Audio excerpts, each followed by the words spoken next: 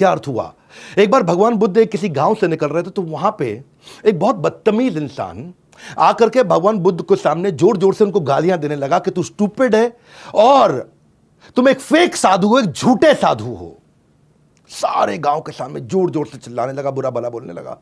इतना बुरा भला बोला तो भगवान बुद्ध को कोई असर नहीं पड़ा, वो ऐसे मुस्कुराते रहे और आगे चल पड़े। सारे गांव वालों ने पूछा, इसने आपको इतना बुरा भला बोला, आपको बुरा नहीं लगा? आपने कुछ जवाब नहीं दिया, आपको कुछ तो कहना चाहिए था। तो भगवान बुद्ध ने उनसे पूछा कि अगर आप किसी के घर में कोई चिट्ठी भेजोगे, एक पार्सल भेजोगे, अगर वो पार्सल को रिसीव नहीं करता किसी कारणवश, तो उस पार्सल का, उस चिट्ठी का क्या होगा?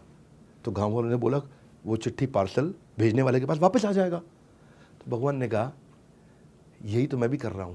हाँ, जो उसने मुझे गाली दी, बुरा भला बोला, अगर मैंने स्वीकार नहीं किया तो वापस उसके पास चला गया। इसको बोलते हैं back to the sender. Sender के पास वापस चला गया। हाँ, क्योंकि मैंने तो उसको स्वीकार ही नहीं किया।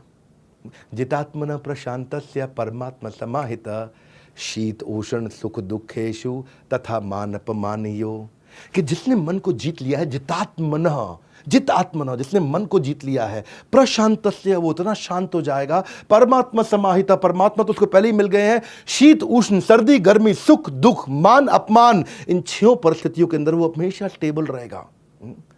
तो जितना देर, देखिए मेरी बात सुनिए, हमेशा याद रखें कि क्रोध करना अपने मन में एक बड़े बोझ को रखने के समान है।